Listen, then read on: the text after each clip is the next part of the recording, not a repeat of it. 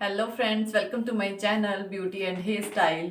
देखिए, आज मैं आपके क्वेश्चन आंसर सेशन में लेके आई हूँ कि अगर हम स्मूथनिंग कराई है हमने, मेरे पास किसी ने क्वेश्चन किया था कि मैं ऑलरेडी 2 टाइम स्मूथनिंग करा चुकी हूँ और मुझे थर्ड टाइम करानी है, तो क्या ये बेनिफिशियल रहेगा।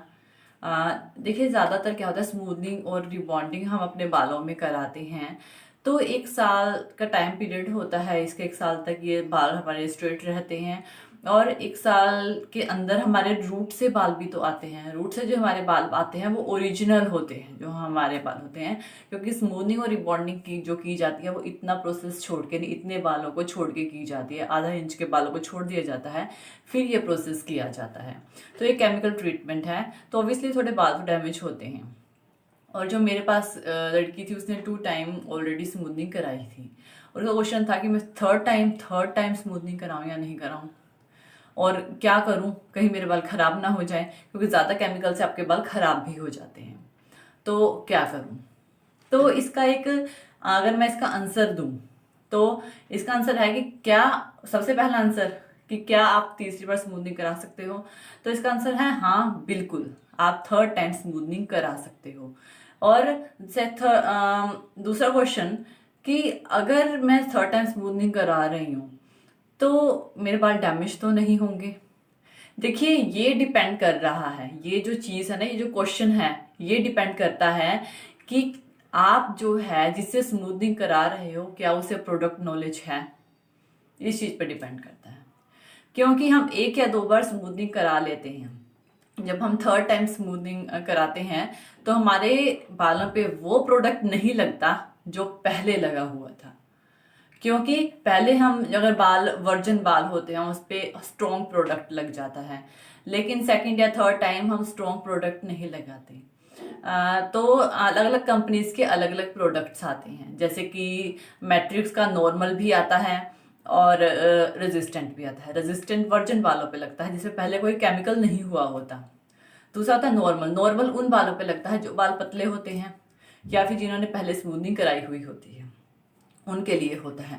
और कोई कोई कंपनी के तो 3 3 प्रोडक्ट आते हैं, यानी कि स्ट्रॉन्ग, मीडियम, नॉर्मल यानी कि, और माइल्ड। माइल्ड यानी कि बहुत ज़्यादा कम, जो डैमेज करती है। तो अगर आप थर्ड टाइम स्मूथनिंग करा रहे हो तो इस चीज़ का ध्यान रखें कि जो आपके जो हेयर्स पे जो प्रोडक्ट लगेगा वो माइल्ड ही हो, यानी कि नॉर्मल या माइल्ड माइल्ड ही हो। अगर आप स्ट्रॉन्ग प्रोडक्ट का यूज़ कोई आपके बालों पे करता है तो क्या होता है कि आपके बाल डैमेज हो जाते हैं। और थर्ड क्वेश्चन ये है कि अगर हम कहीं स्मूथनिंग कराने जा रहे हैं, हमें नहीं पता कि उसे इस प्रोडक्ट नॉलेज है या नहीं है, क्योंकि मेरा खुद का पर्सनल एक्सपीरियंस है। मैं अपना पर्सनल एक्सपीरियंस आपके साथ शेयर कर रही हूँ कि जब मैंने अपना पार्लर कोर्स किया था, आज से 3 साल पहले की बात है।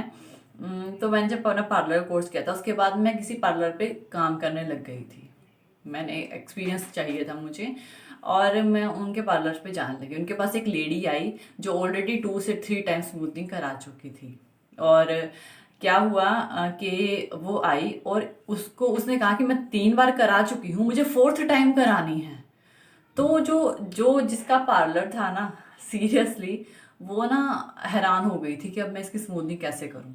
उसको खुद डर लगने लग गया था कि कहीं इसके बाल डैमेज तो नहीं हो जाएगी, ऑलरेडी 3 बार करा चुकी है, इसके बाल ऑलरेडी वीक हो चुके होंगे, तो मैं क्या करूं। यानी कि वो कस्टमर को मना भी नहीं कर सकती, क्योंकि उसका काम ही ऐसा है।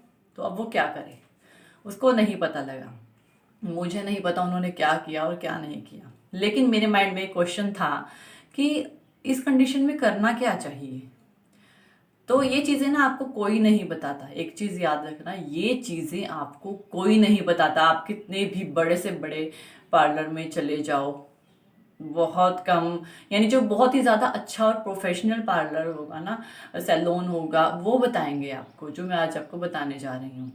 तो क्या हुआ कि मेरे अंदर ना एक वो था कि मुझे इस क्वेश्चन का आंसर जानना है कि ऐसी कंडीशन में क्या किया जाए, क्योंकि वो जो पार्लर जहाँ पे मैं जा रही थी ना, वो इतना बड़ा नहीं था कि उनको उनको खुद ही नॉलेज नहीं थी जहाँ पे मैं काम कर रही थी।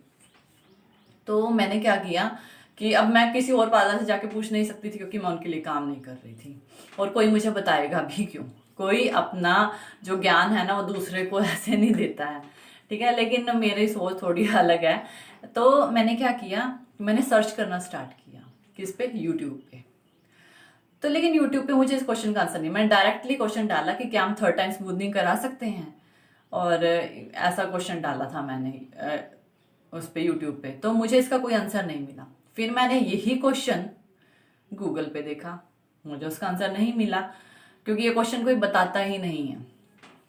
तो मैंने क्या किया, मैंने ना यूट्यूब की वीडियो देखना स्टार्ट कर दिया रिबॉन्डिंग की। रिबॉन्डिंग मुझे आती थी, लेकिन मुझे अपने क्वेश्चन का आंसर जानना था। मुझे ये था कि शायद किसी वीडियो में मुझे इसका आंसर मिल जाए।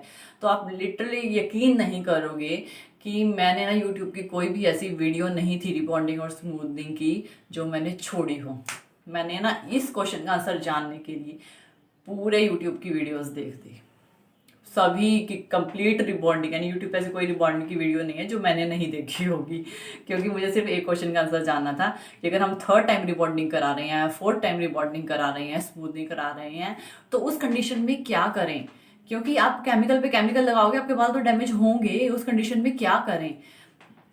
तो मुझे क्या हुआ कि मैंने सारी वीडियोस देख दी, तो मुझे इसका आंसर नहीं मिला। सीरियसली मुझे पूरे यूट्यूब पे किसी वीडियो में इसका आंसर नहीं मिला। तो लेकिन ना मैंने थोड़ी थोड़ी सी कड़ियाँ जोड़ी सबकी, किसी ने कुछ बताया हुआ था, किसी ने कुछ बताया हुआ था। कोई ये कह रहा था कि 2nd टाइम करा रहे हैं और 1st टाइम इनकी नहीं हुई है, ये 2nd टाइम करा रहे हैं, ऐसे ऐसे करके कोई, तो हमने वही प्रोडक्ट यूज़ किए हैं, या ये नहीं किया है, मैंने दूसरा प्रोडक्ट यूज़ किया है। तो मैंने जब मैंने थोड़े थोड़े से वर्ड्स जोड़े ना सभी वीडियोज़ में, तो मुझे इसका आंसर मिला। मुझे किसी ने बताया नहीं, डायरेक्टली कहीं से नहीं मिला, तो मुझे इसका आंसर मिला। तो आंसर क्या था कि आप 3rd टाइम स्मूथनिंग करा सकते हो, लेकिन किस कंडीशन पे करा सकते हो।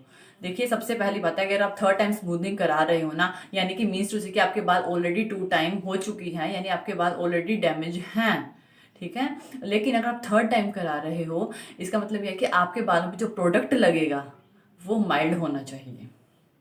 वो कैसा होना चाहिए, माइल्ड होना चाहिए। वो स्ट्रॉन्ग नहीं होना चाहिए, वो नॉर्मल नहीं होना चाहिए, वो माइल्ड होना चाहिए। क्योंकि स्मूथनिंग और रिबॉन्डिंग के बाद जो है वो पहले ही डैमेज होते हैं, हो जाते हैं। और एक और चीज़, सिर्फ रिबॉन्डिंग और स्मूथनिंग की बात नहीं है ये, एक और चीज़ मैं आपको बताने चाह रही हूँ। एक तो वो प्रोडक्ट माइल्ड होने चाहिए, और दूसरी कंडीशन कि उसके लिए आपको कोई ओलाप्लेक्स ट्रीटमेंट, वेलाप्लेक्स ट्रीटमेंट होते हैं, और साथ में आपके होते हैं ओलाप्लेक्स वेलाप्लेक्स के बॉन्ड स्ट्रेंथ होते हैं। तो लोरियल का बॉन्ड स्ट्रेंथ आता है, ओलाप्लेक्स ट्रीटमेंट, ये वाले ट्रीटमेंट के जरूर लें जब आप 3rd या 4th टाइम करा रहे हैं। पहली बात तो 1st टाइम ही लेने चाहिए ये, ताकि आपके बालों को डैमेज ना हो, डैमेज कम हो, ये पहले। लेकिन कोई इतना ना, क्योंकि ये जो ट्रीटमेंट है थोड़े कॉस्टली होते हैं, इसी वजह से इन्हें कोई नहीं लेता, लेकिन ये लेने चाहिए। लेकिन अगर आपने 2nd टाइम 2 बार करा चुके हो, क्योंकि इतनी नॉलेज नहीं होती ना, अगर कोई बताएगा तभी नॉलेज होती है, ऐसे नहीं होती। तो अगर आप 2 बार ले चुके हो, आप 3rd टाइम ले रहे हो, तो आप ओलाप्लेक्स ट्रीटमेंट, वेलाप्लेक्स ट्रीटमेंट जरूर लें।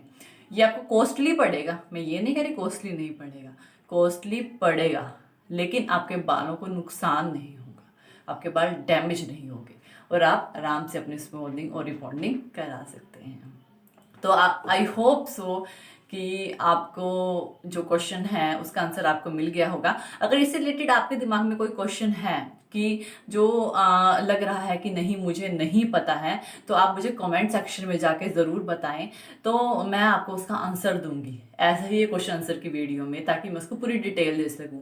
देखिए, हम जब रिप्लाई करते हैं तो उसमें पूरी डिटेल नहीं दे सकते, क्योंकि इतना टाइपिंग बहुत ज़्यादा होती है, बहुत ज़्यादा टाइम लगता है। तो मैं कोशिश करूंगी कि आपको उसका आंसर देने की कोशिश करूंगी अपने ही क्वेश्चन आंसर सेशन में। तो थैंक यू ये वीडियो देखने के लिए। होप सो कि आपको ये मेरी वीडियो पसंद आई होगी। तो और ज़्यादा अपडेटिंग वीडियोस के लिए आप मेरे channel beauty and hairstyle में मुझे सब्सक्राइब कर सकते हैं। Thank you, good bye.